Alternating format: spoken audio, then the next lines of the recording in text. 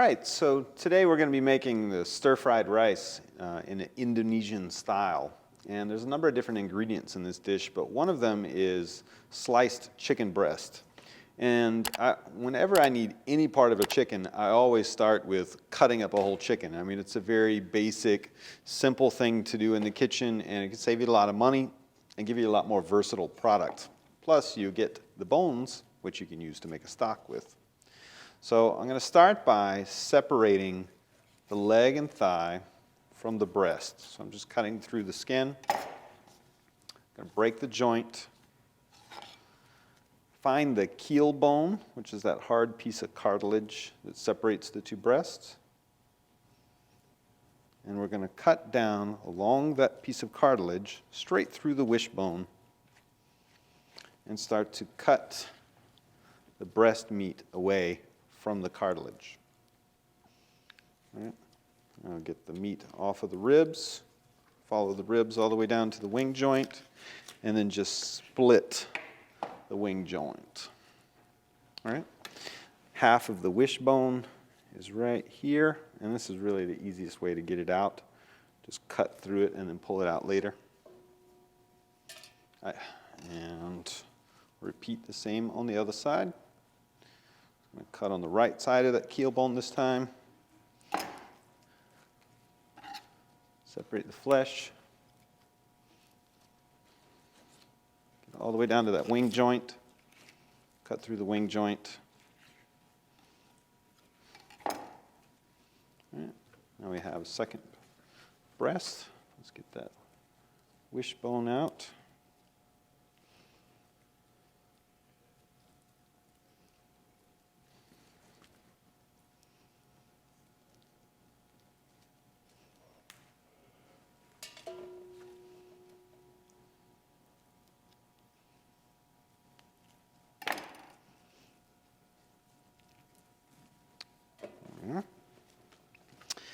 Now, there's two very delicious pieces of meat right here, kind of bulging up. We call those the chicken oysters, and we want to get those out. So the way I locate them is I just hold the thigh up, make a little incision in the skin, and then use your thumb, and there's sort of like a little cup-shaped cavity that that meat is sitting in, and I'll just push that right out. Same thing on the other side. All right, and that's the oyster, and there's that little cup of bone that it was sitting in. Then I'll just press down on the carcass and cut the flesh away. And this will be wonderful for making a stock you can use to make chicken soup. All right. I'll just trim off some of the excess skin. I've got a nice little leg and thigh combo. If you want to separate that, you see this little line of fat. Put your knife parallel to that line and cut straight down, and you'll go right through the soft part of the bone. Right. Repeat same thing with the other piece, right? Right along that fat line, straight down through the soft part of the bone. Then with the breasts, I want to completely remove the wings. We can save those wings for another dish. All right, and since I'm going to do stir fry with the breasts, I'm going to go ahead and remove the skin. I'll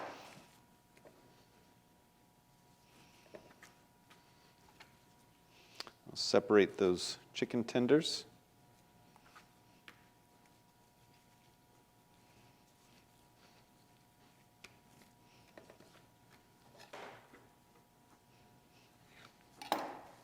Get off any excess fat.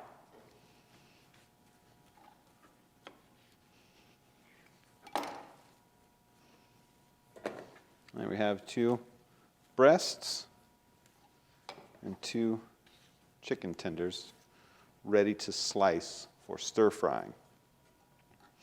So to prepare this for the stir fry, I'm going to use just the breasts and my chef knife, and I'm just going to cut them very, very thinly. If you're having trouble cutting the chicken, you can put it in the freezer for like half an hour until it gets nice and firm, and then it's a little bit easier to slice. Otherwise, if you're not having trouble with it, just go ahead and cut it up. And again, you want to keep it very thin. All stir fries, you want everything to be cut up into bite-sized pieces, because when you're eating a stir fry, typically you're going to just use like chopsticks or a spoon and a fork, but you're not going to have a knife to cut things up with. So stir fries, you always want to cut things up into bite-sized pieces. Plus, the stir frying technique, when you're cooking something using stir frying technique, things need to be cut into very small pieces so that you can cook them quickly and evenly. So this is ideally what you want to see, very, very thin pieces of chicken. You can even dice it up even further if you want it much smaller, but I like this size piece. It's significant enough for you to feel like you're eating something, but not so small that it disappears. All right, so I'm looking for some fresh shrimp. If you go into a good seafood market, you'll see that there's a wide variety of different types, and sizes, and prices. A couple of things that I like to see. One, I don't typically buy it with the head on unless I want to serve it with the head on, because if you're simply going to discard it, there's no reason to pay for that weight. So typically I'm looking for headless shrimp, but I do like to get them with the shell on, because the shell provides a lot of flavor. Another thing that I'd like to see in shrimp when I'm going to purchase it is that it is not farm raised. I always want to find wild caught shrimp, because wild caught shrimp are going to have the best flavor. And then finally, the size, right? The smallest shrimp are the cheapest. The largest shrimp tend to be the most expensive. So usually I pick something right in the middle. 16/20s is typically my favorite size. It's got a good amount of meat to it. It's not too small. It's not too big for most purposes.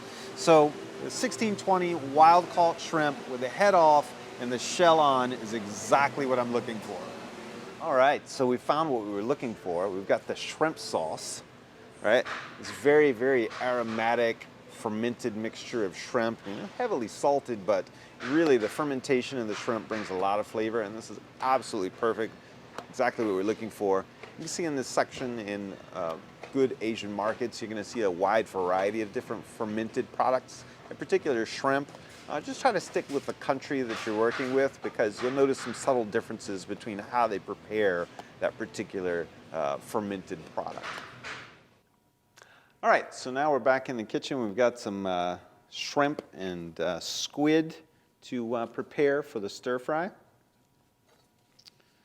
And as always, when you're dealing with squid, make sure it's clean on the inside and just give it a light score. A little diamond pattern is nice, gives it a little extra effect, pretty and very tender. If you have any of the wings still intact on the squid, you can remove those too. They tend to be a little tough. And also sometimes there's a plastic-like piece of cartilage, kind of bone on the inside of the squid, so make sure if that's there that you remove it.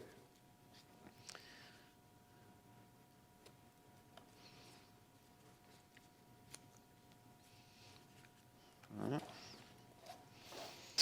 Okay, so split the body. Do the score marks.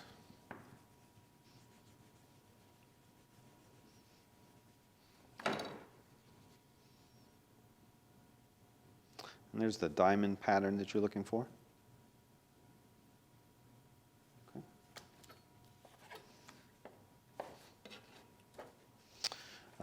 Another tip, if you want to make the squid even more tender, you soak it in a baking soda mixture for half an hour, a couple of hours. It makes it even more tender, but I actually like the slight chewiness that squid offers, as long as it's not overcooked.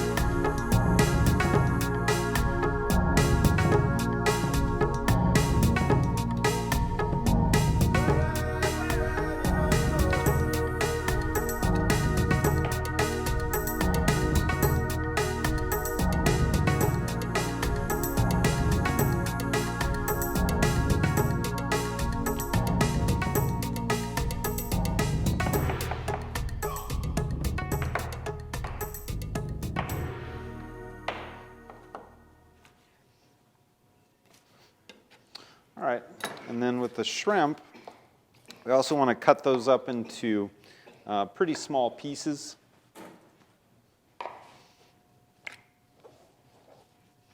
Again, we want something bite-sized. This dish is stir-fried rice, so you need something relatively small.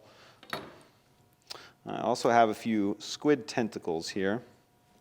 And with those, just make sure you feel around at the center of the tentacles to make sure that there's none of the squid beak or any hard pieces. Yeah, here's one. Kind of feels like a piece of cartilage. You want to remove that.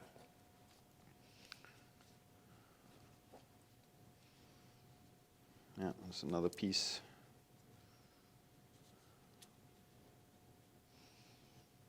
Right, something like this. It's kind of translucent, really hard to see, but you can feel it with your fingers. I think I just felt one more. Yep.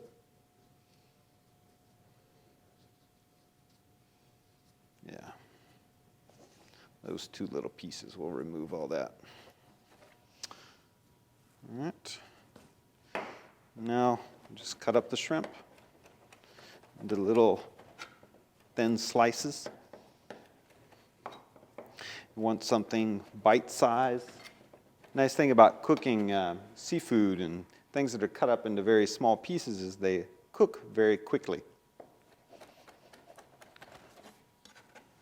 Stir frying is one of those things where once you got everything chopped up, it's not something that you're going to have to spend a lot of time in the kitchen cooking, and you won't be heating up the house very much. It doesn't take a lot of energy. It's a pretty efficient way to prepare food. All right. So now that we have all the seafood cut up, we can get ready to cut up all the vegetables. So I'm just going to clean off my station. All right, so now we're ready to make an Asian omelet that's going to go into the stir-fried rice. So I'm just going to crack a few eggs. Got to crack a few eggs to make stir-fried rice. Some stir-fried rice recipes, if you follow them, it has you crack the eggs right into the rice and stir it all together. And what happens in that case is the rice gets coated by the egg. And it's nice. I like that taste. I like that texture. But this is an alternative way to put egg into your stir-fried rice. And I learned this the first time I visited Thailand. And basically what it is an Asian omelet. So we've got a few eggs, a little bit of water. You can use lime juice, fish sauce. All of those work. You just want to thin it out a little bit to kind of soften the eggs. And then we're going to whisk everything together until it's well combined. You want to make sure that all the egg whites and egg yolks get broken up.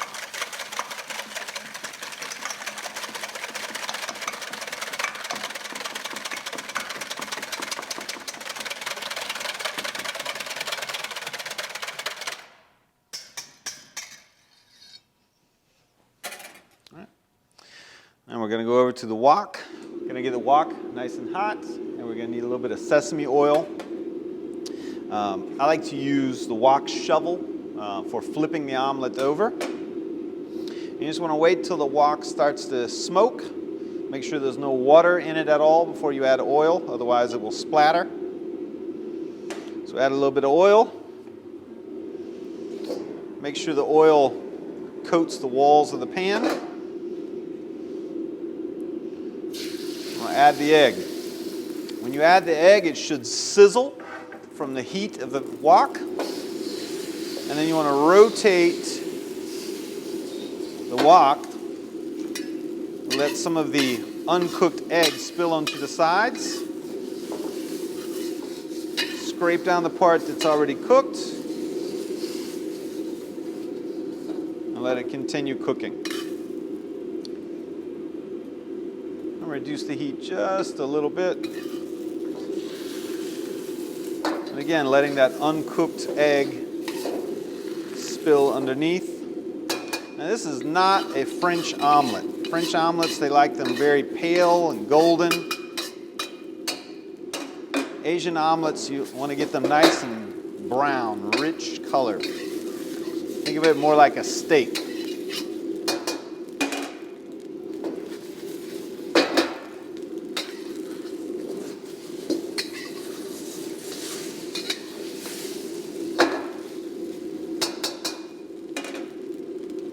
All right, flip it over.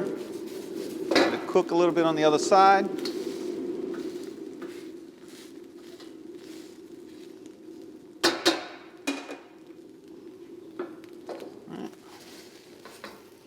And then turn the omelet out onto your cutting board. And then we're going to cut the egg into little strips and dice it. So it comes out more like pieces of meat that you can see and feel and bite into in the dish rather than disappearing into the stir-fried rice and you don't even notice it. And that's why I like this method more than cracking the egg into the rice and stirring it in.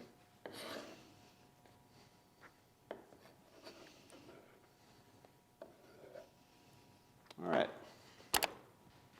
So next we've got a little bit of garlic, some green onions. So I'm going to mince up the garlic.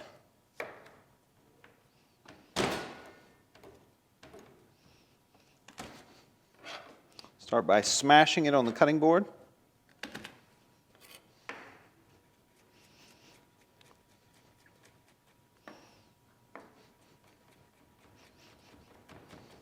Chop it up finely.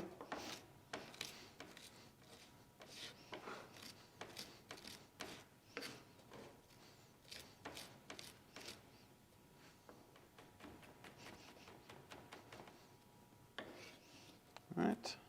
There we are. Take some green onions, trim off the roots, trim off the tops, check for any bad leaves if you need to remove some.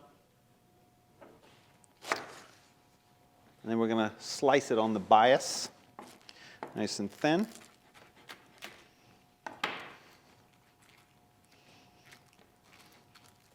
Just try to gather it into a bunch that you can keep a hold of.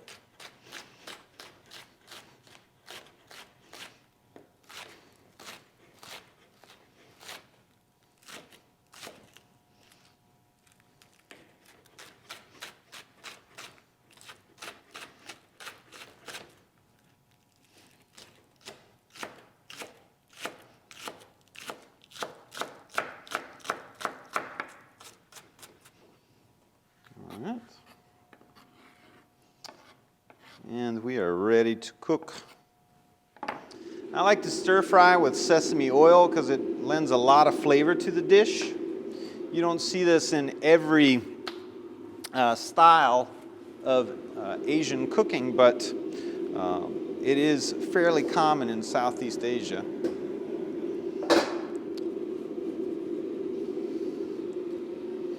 We're going to start with the chicken. I'm going to use the wok shovel to break up the meat. As the meat's cooking, I'm going to add some turmeric. It's going to give a lot of color to the dish.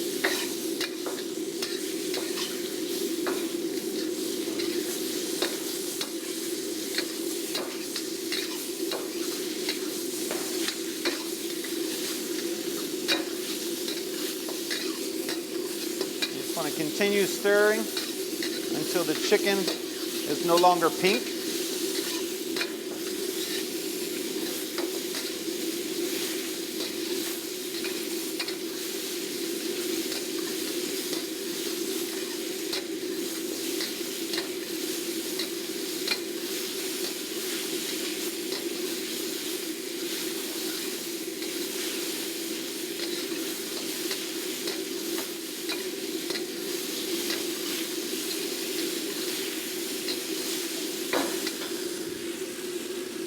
I'll add the seafood.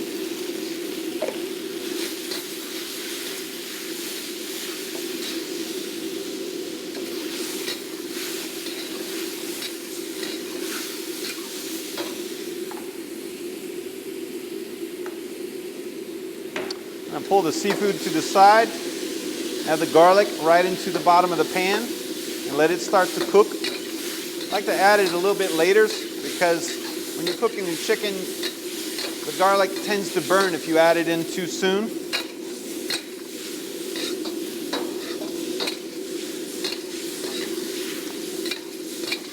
still have the heat up really, really hot. Because again, stir frying is a rather quick method of cooking. We're gonna add the rice.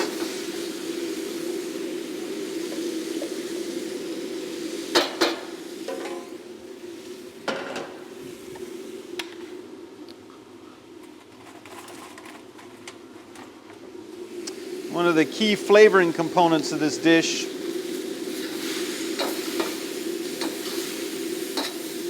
is shrimp paste. I'm going to add this right into the bottom of the pan. Let it cook. It's going to get very fragrant. And then we'll start to stir fry everything together again.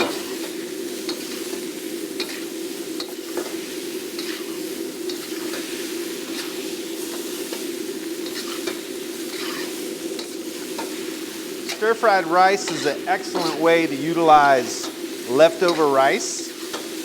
So if you cook a pot of rice one day and you had too much left over, just put it in the refrigerator, let it get cold, pull it out the next day, break it apart, and you can use it to make stir-fried rice.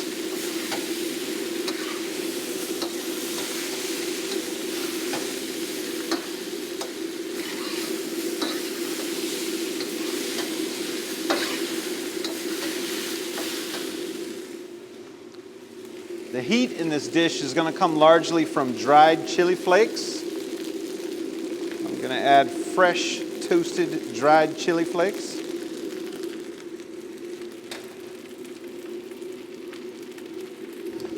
Green onions. Egg. About a half a teaspoon of sugar.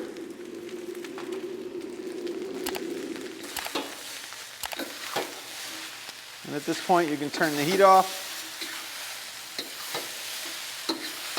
The residual heat of the pan should finish warming the rest of the ingredients.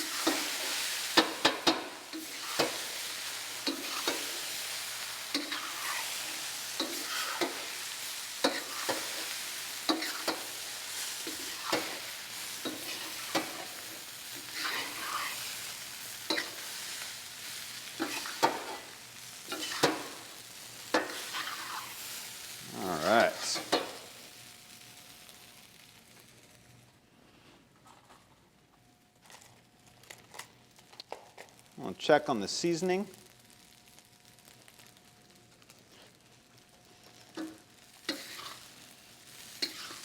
Maybe a little bit more shrimp paste, because this is where all of our salt is going to be coming from.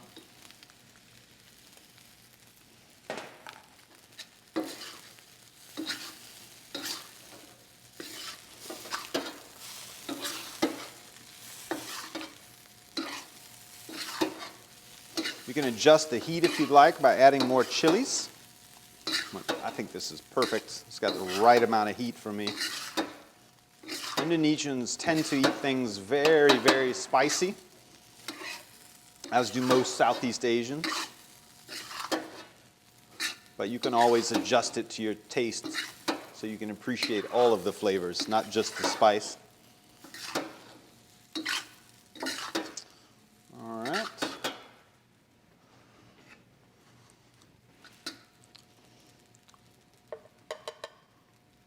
Plate up a little bit of the stir-fried rice.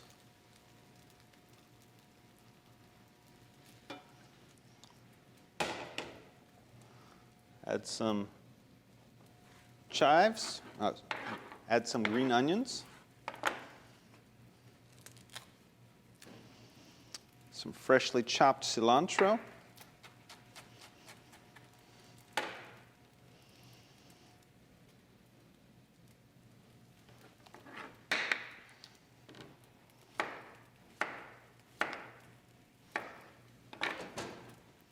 A few slices of fresh cucumber on the side to cool your mouth off from all of the heat. And some fresh, ripe tomatoes.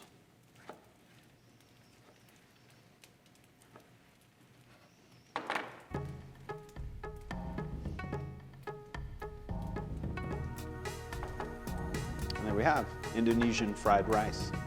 Enjoy.